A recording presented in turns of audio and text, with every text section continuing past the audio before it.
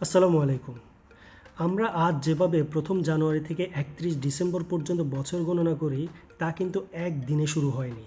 এর পেছনে হাজার হাজার বছরের ইতিহাস রয়েছে।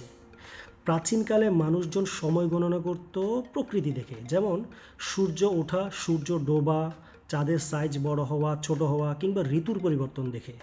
তারা কোনোভাবে বুঝেছিল সূর্য আকাশকে একবার প্রদক্ষিণ করতে ৩৬৫ দিনের মতো সময় নেয়, এবং এই চিন্তা থেকেই তাদের এক বছরের যে ধারণা সেটা এসেছিল। প্রথম দিকের অনেক প্রাচীন সভ্যতা যেমন ব্যাবিলন, চীন, আরব চাঁদের উপর ভিত্তি করে বছর গণনা করত। কিন্তু এখানে একটা সমস্যা ছিল।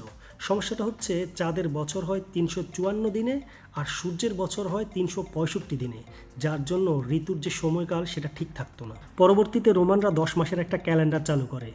যদিও পৃথিবীতে এমন একটি দেশ রয়েছে যেখানে এখনও ওই ১০ মাসের ক্যালেন্ডারটা ব্যবহৃত হচ্ছে, আপনাদের জানা থাকলে অবশ্যই কমেন্ট করে জানাবেন। যাই হোক, এই ১০ মাসের ক্যালেন্ডারের সাথে জানুয়ারি এবং ফেব্রুয়ারি পরবর্তীতে যোগ করা হয়, অর্থাৎ ১২ মাসের ক্যালেন্ডার তৈরি করা হয়।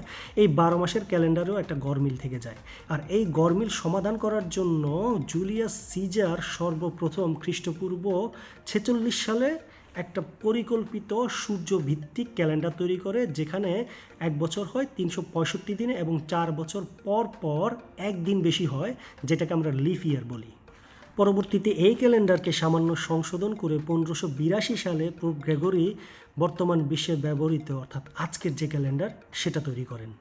আরেকটা বিষয়, ইসলামিক ক্যালেন্ডার কিন্তু সম্পূর্ণ ভিন্ন, কারণ ইসলামিক ক্যালেন্ডার পরিচালিত হয় চন্দ্রভিত্তিক, যার কারণে দেখবেন প্রতি বছর রমজান ও হজ ১০-১১ দিন করে সামনের দিকে এগিয়ে আসে।